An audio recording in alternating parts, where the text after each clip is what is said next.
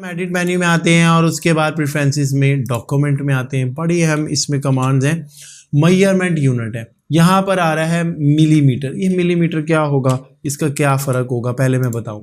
देखिए मैंने एक ये बॉक्स लिया, बॉक्स लेके इसको मैंने ड्रॉ करने के बाद देखिए यहाँ पर ये मिलीमीटर्स में आ रहा है। अब यहाँ पे मैं इसका साइज़ देता हूँ जनाब 4/7, ठीक है। 4/7 देखिए ओके करता हूँ। ये देखें ये कितना छोटा सा साइज़ आया है। और आमतौर पर जो पेज का साइज़ हम लेते हैं वो 4/7 लेते हैं, यानी 4 उसकी चौड़ाई होती है और 7 उसकी लंबाई होती है। लेकिन प्रॉब्लम ये आ रही है कि जो मेरी मेजरमेंट है वो मिलीमीटर में है, तो अब ये मुझे बड़ी प्रॉब्लम करेगी।